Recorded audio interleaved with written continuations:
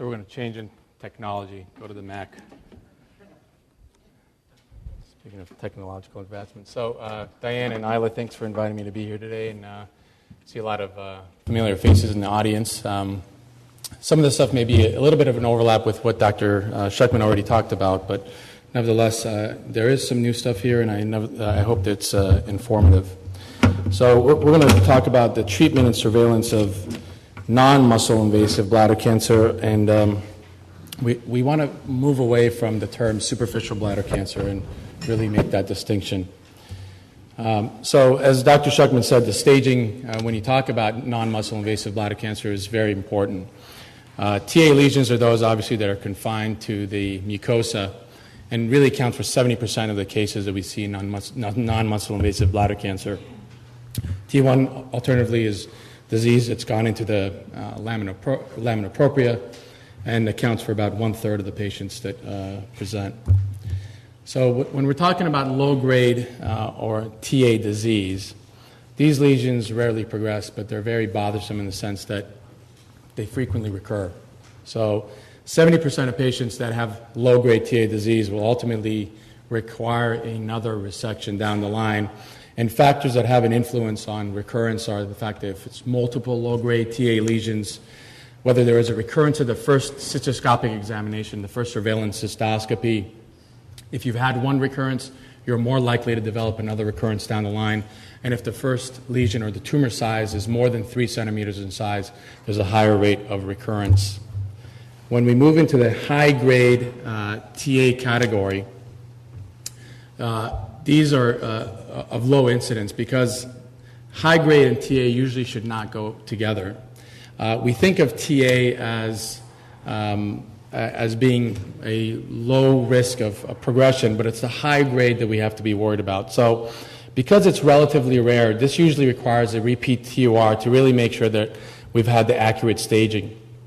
And nevertheless, even with intravesical treatment, about 50% of these lesions will recur and 25% will progress. Ultimately, it is a potentially lethal disease, as 20% of the patients may die. So this is considered a high grade, despite the TA component. When we move into the T1 category, this has very high incidence of progression into muscle invasive disease and beyond. Patients that are diagnosed initially with T1 disease, up to 50% of them will develop muscle invasive disease within 3 years when they're treated with just a resection alone. And whenever we have a patient with a T1 disease, a TUR is usually a repeat second look TUR is usually indicated, especially if there's no muscle in the specimen, to really make sure that we're making the accurate diagnosis here. In a large study from the EORTC looking at 1,400 patients who were originally diagnosed as T1 disease, even when there was muscle in the specimen, were upstaged to 10%. 10% of them were upstaged to T2 disease when there was a review of the pathology. And in patients who had no muscle in the initial specimen, up to 50% of patients had residual disease or actually became muscle invasive on repeat evaluation. There's some literature written about the T1 substaging, where T1A is invasion of the superficial aspect of the muscularis mucosa, which should not be confused with muscularis propria. And obviously, the deeper you go, the more invasive the disease.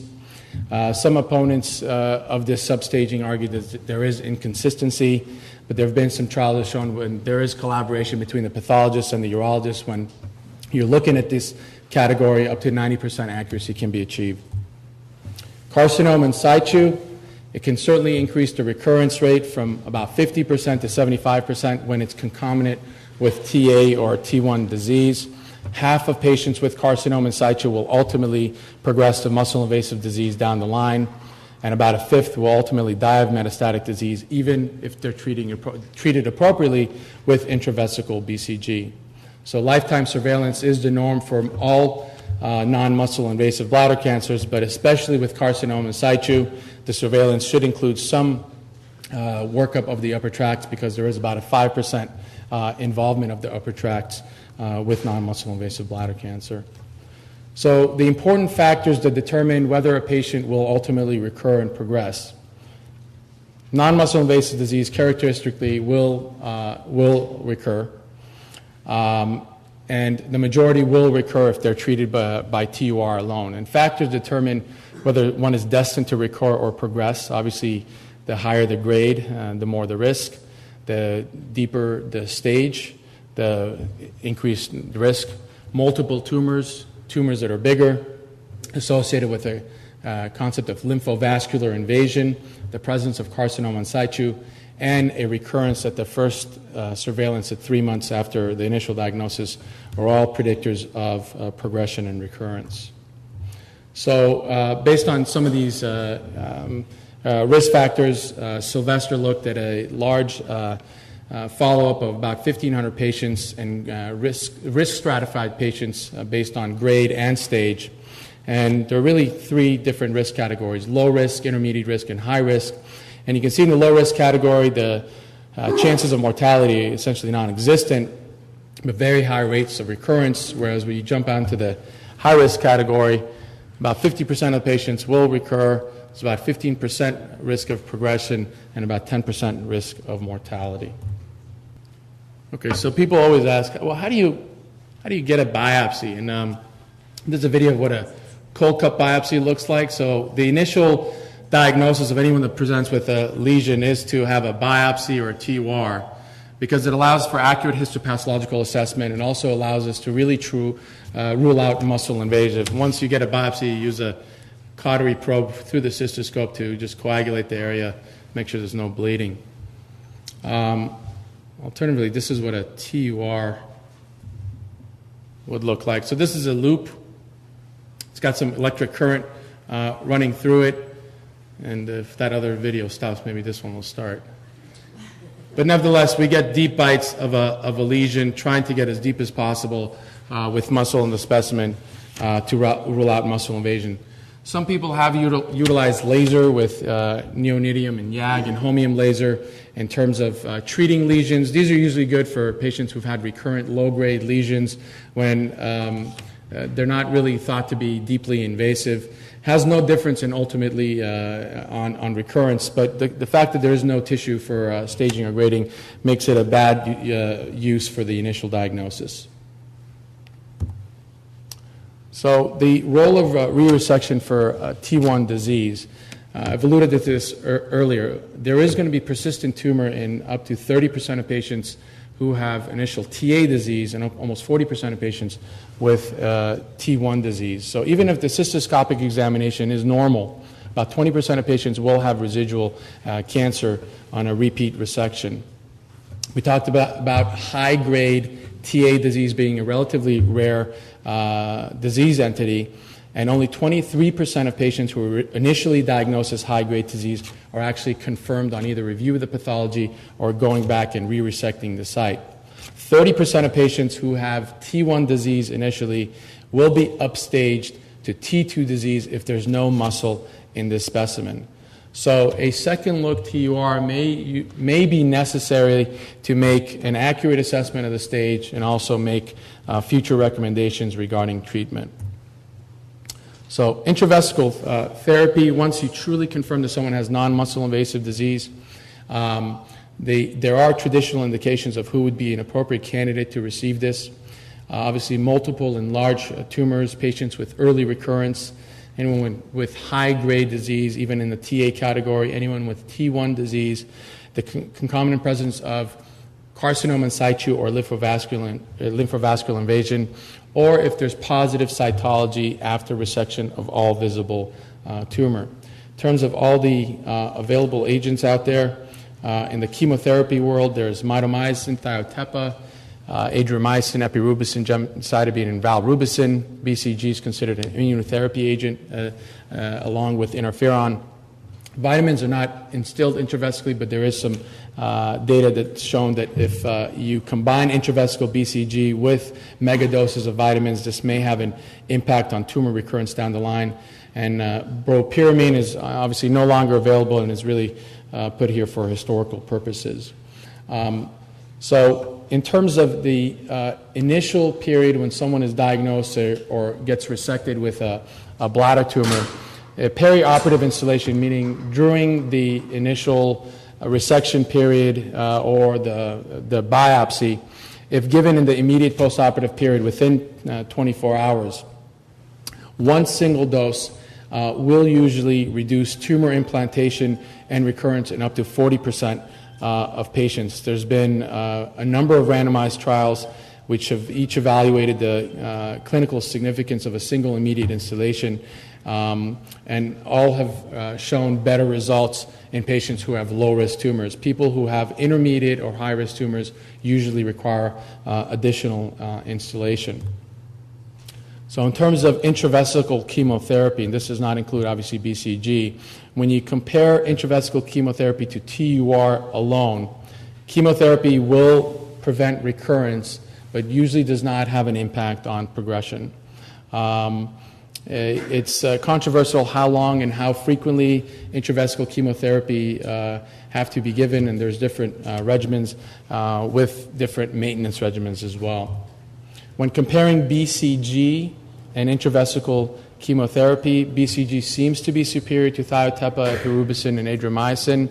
There's some mixed results when comparing BCG with mitomycin, but most of the results do tend to favor BCG. There have been a number of meta-analyses looking at all the randomized trials comparing BCG with all the intravesical agents out there. There's actually been a recent publication that's going to be on a different slide that looks at all the literature regarding BCG, all intravesical agents. And the trend is that BCG is a better agent in not only reducing recurrence rate, but also having an impact on progression. In one of the trials by Harry Herr from Memorial, the 10-year recurrence-free survival rates were 30% when intravesical BCG, especially given with maintenance regimen, was given. There was no impact with intravesical chemotherapy. So for the optimal efficacy of BCG on recurrence and progression, BCG should be given with a maintenance schedule. It's believed that at least 1 year of maintenance BCG is required to show the superiority of BCG over mitomycin in preventing recurrence and progression, and can actually improve the recurrence-free survival rates by about 20%. Does have some increased side effects, puts you at risk for something called BCGiosis. There's some thought that if you decrease the dose of the maintenance regimen to 1/3 of the dose, this may have an impact, but nevertheless, some sort of maintenance regimen should be utilized to maximize the benefit of BCG. When we're looking about carcinoma in situ, up to 50% of these patients will ultimately progress to muscle-invasive disease, and 10% will metastasize. BCG is the mainstay of therapy for carcinoma in situ. Up to 70% of patients who are treated with BCG will have a response. People who are considered BCG failures can either get repeat installation of BCG combined with interferon. Valrubicin is especially useful in this setting. It has a 20% response rate, especially for patients who are not candidates to undergoing what we would call an early cystectomy. There are some experimental agents that are being utilized for carcinoma in situ, but nothing that has really replaced BCG as the mainstay of therapy. For people who have failed intravesical treatment, if chemotherapy was the initial agent that was used, then the patient can certainly benefit from an additional round of using intravesical BCG. If BCG was the initial agent used, one would be considered a failure if there's a higher number of recurrent lesions, there's an increase in the stage, going now to T1 or T2, having concomitant carcinoma type 2, which is new in this patient, and having high-grade disease both at the 3-month and 6-month mark. If you give an additional course of BCG at the 3-month surveillance, and there is high-grade disease but nevertheless has not progressed in stage, you can provoke a response in up to 50% of patients. And this is the article that I was alluding to in Cancer Treatment Reviews. It's an extensive review of all the literature regarding intravesical agents. So if high frequency of local recurrence and the potential for stage progression, especially for patients who have high-risk disease, really highlights the importance of vigilant surveillance with cystoscopy and cytology, and this is lifelong regardless of the grade and stage of the disease. So we frequently recommend cystoscopy with cytology every 3 months for the first 2 years after diagnosis. Once someone has gone 2 years without a recurrence, then you can extend that surveillance out to every 6 months for 2 years, and then annually thereafter. As Dr. Schuckman mentioned, an annual upper tract surveillance is usually required to make sure that the ureters and the renal pelvis are not involved, that there is a 5% risk of that disease going up. And the role of urine-based markers like NMP22 and the FISH tests that Dr. Schuckman alluded to in the follow-up of patients remains uncertain. Certainly, it will not replace cystoscopy and cytology alone. These are some of the FDA-approved agents we've already heard about. These are some interesting pictures of CysView. These are just white light cystoscopic images of patients with history of bladder cancer. When CysView is utilized alongside it, lesions that it may not be readily apparent on white light microscopy will have an abnormality, and if biopsied, will probably have presence of cancer. So, in conclusion, non-muscle invasive bladder cancer can really be separated out into two disease processes. There's a low-grade TA disease, which is bothersome but very treatable, usually just recurs and rarely progresses. T1 disease and carcinoma situ are a whole different disease process. They could be life-threatening and really require accurate staging and vigilant follow-up. So in terms of our needs for the future, we definitely need less invasive follow-up.